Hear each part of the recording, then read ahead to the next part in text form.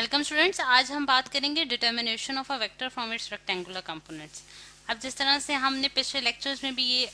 Topic जो है resolution of a vector वाला देखा था स्टूडेंट्स, कि जिसमें हम अब यहाँ मैं जिस तरह से ड्रॉ करने जा रही हूँ कि हमारे पास एक्स एक्सेस हैं और वाई एक्सेस हैं, ठीक है। और हमने एक वेक्टर ले लिया है, जिस तरह से ए वेक्टर मैं यहाँ ड्रॉ करती हूँ कि जो कि थीटा एंगल बना रहा है एक्स एक्सिस के साथ। ये मैंने ए वेक्टर ड्राइंग कर लिया और ये हमारे पास थीटा एंगल बना रहा है एक्स एक्सिस के साथ। अब हमने क्योंकि इस वेक्टर को रिजॉल्व करना है, इसको सॉल्व करना है, तो उसके लिए हम रेजोल्यूशन के लिए हम क्या करते हैं कि इसको रेक्टेंगुलर कंपोनेंट्स में रिजॉल्व करते हैं। जिस तरह से हम देखते हैं कि इसकी प्रोजेक्शन जो है वो एक्स एक्सिस के अलॉन्ग जो है वो क्या बन रही है, उसके लिए हमने ओ एक मतलब कि जैसे ये ओ पी वैक्टर है और यहाँ मैंने एम कर दिया, तो ओ एम जो है वो बेसिकली इसकी प्रोजेक्शन है जो कि एक्स एक्सिस पे इसका साया पड़ा है, ठीक है। और हम उसको क्या कहते हैं ए एक्स इंटू आई हैड, ठीक है। और इसी तरह इसकी प्रोजेक्शन, इसी वेक्टर की प्रोजेक्शन जो है वो वाई एक्सिस पे पड़ी है, जिसे मैं कहती हूँ ए वाई इंटू जे है, ठीक है। और इसमें जो हमारे पास स्टूडेंट्स, इसे मैं एंड पॉइंट कह देती हूँ, इसमें जो हमारे पास आई हैड है वो हमारे पास एक्स एक्सिस की डायरेक्शन को शो कर रहा है और जे हैड जो है वो वाई एक्सिस पे डायरेक्शन को शो कर रहा है। तो ये हमारे पास दो कंपोनेंट में इसको रिजॉल्व कर लिया था।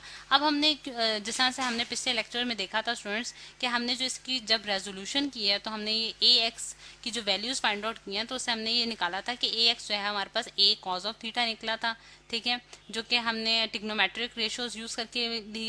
टिग्नोमेट्रिक यूज करते हुए इस्तेमाल किया था। और ए वाई जो है वो ए साइन ऑफ थीटा आ गया था हमारे पास, ठीक है। ए कॉज ऑफ थीटा और ए वाई जो है हमारे पास ए साइन ऑफ थीटा है, सही। अब अगर हम देखें कि यहाँ से और ए वेक्टर जो है according to head to tail rule अगर हम देखें, तो मैं ओ एम वेक्टर को ओ एन वेक्टर के साथ जो है किस तरह से कंबाइन करूंगी। अगर मैं आपको यहाँ कंबाइन करके दिखाऊं तो आप देख सकते हैं कि ओ एम वेक्टर जो है उसको हेड टू टेल रूल से अगर मैं कंबाइन करूं ओ एन वेक्टर के साथ, तो मैं ये देखती हूँ कि मेरे पास ये वाला जो इसका रिजल्टेंट वेक्टर बनता है स्टूडेंट्स, आर रिजल्टेंट वेक्टर, वो मेरे पास ए के बराबर आ जाएगा, यानी कि यही वाला वेक्टर यानी कि ओ पी वेक्टर के बराबर आ जाएगा। और जिससे मैं ये कंक्लूड कर सकती हूँ कि हमारे पास ये, क्योंकि इसका रिजल्टेंट वेक्टर है, तो ये इन दोनों के सम के बराबर होगा, यानी कि ए x into i hat plus a Y into J hat, ठीक है। यानी कि ये इसके इन दोनों के सम के बराबर आ गया। तो इससे स्टूडेंट्स ये वाली चीज जो है मैं यहाँ लिखने जा रही हूँ कि ए जो है वो हमारे पास किसके बराबर है, ए x into i hat plus a Y into J hat. अब अगर मैं इसमें ए एक्स और ए वाई की वैल्यू ऊपर वाले इक्वेशन से निकाल के इसमें पुट करती हूँ, तो मैं ये देखती हूँ कि a cos of theta into i hat हमारे पास आ जाता है और plus a sine of theta into j hat हमारे पास आ जाता है। और इसमें जो ए है ये हमारे पास वेक्टर है बेसिकली, और ये जो ए जो मैंने बगैर एरो हेड के लिखा है ये हमारे पास क्या है, मैग्नीट्यूड्स है, ठीक। अब अगर हम देखें स्टूडेंट्स कि हमारे पास यहाँ जो ये वेक्टर मैंने रिजॉल्व किया है, इसमें ए मैग्नीट्यूड यानी कि ए जो हमारा मैग्नीट्यूड है इसकी वैल्यू मुझे नहीं पता कि ये हम किस तरह से निकाल सकते हैं। तो इसको हम किस तरह से सॉल्व कर सकते हैं स्टूडेंट्स कि हमारे पास इसकी वैल्यू निकल आए। तो हम देखते हैं कि हम इसके लिए, क्योंकि हम ये जानते हैं कि ये हमारे पास एक राइट एंगल ट्राइंगल है, ठीक है। यानी कि हमारे पास जो वेक्टर्स हैं यानी कि ओ एक्स आई हैड वेक्टर जो है वो ओ एन वेक्टर के परपेंडिकुलर है, या फिर आप ये भी कह सकते हैं कि ये वाली लाइन और ये वाली लाइन बराबर है, तो हमारे पास ओ एन जो है वो एम पी के बराबर है। जिससे मैं ये देखती हूँ कि इनके दरमियान जो एंगल बन रहा है वो 90 डिग्री का बन रहा है, क्योंकि ये रेक्टेंगुलर कंपोनेंट्स हैं बेसिकली। तो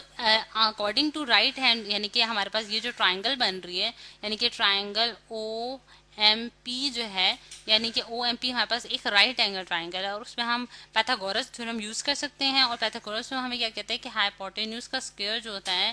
वो हमारे पास बेस के स्क्वायर प्लस परपेंडिकुलर के स्क्वायर के बराबर होता है। यहाँ बी जो है वो बेस को शो कर रहा है, पी परपेंडिकुलर को शो कर रहा है और एच जो है वो हमारे पास हाइपोटेन्यूज को शो कर रहा है। अब इसकी वैल्यूज अगर हम इसमें पुट करें तो हमारे पास हाइपोटेन्यूज जो है वो हमारे पास किसके बराबर है, ए स्क्वायर के बराबर आ रहा है, यानी कि वेक्टर के स्क्वायर के बराबर आ रहा है। और इज इक्वल्स टू हमारे पास बेस जो है वो हमारे पास ए एक्स यानी कि सिर्फ मैं मैग्नीट्यूड्स की बात कर रही हूँ, ए एक्स का स्क्वायर के बराबर आ जाएगा और ए वाई के स्क्वायर के बराबर आ जाएगा। यहाँ से मैं ए की वैल्यू आसानी से कैलकुलेट कर सकती हूँ। जो ए है वो हमारे पास किसके बराबर आएगा, under the root a x square plus a y का स्क्वायर, यानी कि ये मेरे पास स्टूडेंट्स मैग्नीट्यूड आ गया है। यानी कि ये जो मैग्नीट्यूड मैं फाइंड आउट करना चाह रही थी ए वेक्टर का, उसकी वैल्यू जो है मेरे पास क्या आ गया, under the root a x square plus a y square, ठीक। अब अगर मैं देखना चाहती हूँ कि मेरे पास ए वेक्टर जो है उसका मैग्नीट्यूड मैंने यहाँ से निकाल लिया है स्टूडेंट्स, अब मैं उसकी डायरेक्शन नोट करना चाहती हूँ। यानी कि ए वेक्टर, देखें अगर हम ये बात करें कि हमारे पास रेजोल्यूशन ऑफ द वेक्टर की जहाँ तक बात आती है, तो उसकी रिजॉल्व करने का हमें मकसद क्या है, बेसिकली मकसद ये है कि हम उसका मैग्नीट्यूड फाइंड आउट करना चाहते हैं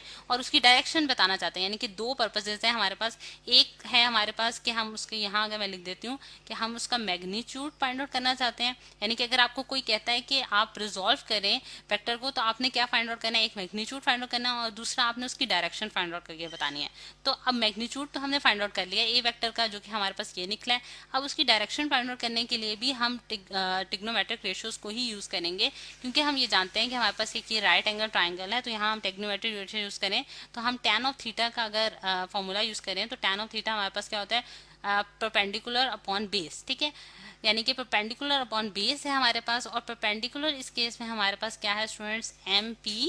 पी डिवाइड बाय बेस हमारे पास क्या है, ओ एम, ठीक। और एम पी जो है हमारे पास इसके बराबर है, ए वाई के बराबर है, क्योंकि आप जानते हैं एम पी जो है वो ओ एन के बराबर आ रहा है। जिस तरह से मैं आपको दोबारा फिगर दिखा देती हूँ कि आप देख सकते हैं एम पी जो है हमारे पास ओ एन के बराबर है, तो इस वजह से मैंने उसकी वैल्यू जो है ए वाई लिख दी है। और बेस जो है यानी कि ओ एम जो है वो हमारे पास किसके बराबर आ रहा है, ए एक्स के बराबर आ रहा है, ठीक। तो अब यहाँ से हम जो है थीटा, यानी कि थीटा जो कि हमें डायरेक्शन बताता है, तो थीटा की वैल्यू मैं आसानी से निकाल सकती हूँ, जो कि हमारे पास आ रही है students tan inverse of a y divided by a x, a y divide by a x, ठीक है। तो ये हमारे पास स्टूडेंट्स इसकी डायरेक्शन भी निकल गई। और इस तरह हमने एक वेक्टर जो कि हमारे पास ए वेक्टर था उसको हमने कम्प्लीटली रिजॉल्व कर लिया है, क्योंकि हमने उसका मैग्नीट्यूड भी फाइंड आउट कर लिया और उसका डायरेक्शन भी फाइंड आउट कर लिया है। ये हमारे पास उसका मैग्नीट्यूड आया है, ए मैग्नीट्यूड है, और ये हमारे पास उसकी डायरेक्शन आई है जो कि हमें थीटा से फाइंड आउट कर लिया। तो स्टूडेंट्स इस लेक्चर में हमने देखा है कि हम किस तरह से जो है वो वेक्टर को जो है वो रिजॉल्व कर सकते हैं बाय, मतलब कि उसको सॉल्व कर सकते हैं बाय यूजिंग रेक्टेंगुलर कंपोनेंट्स, और उसके मैग्नीट्यूड और डायरेक्शन जो है वो फाइंड आउट कर सकते हैं।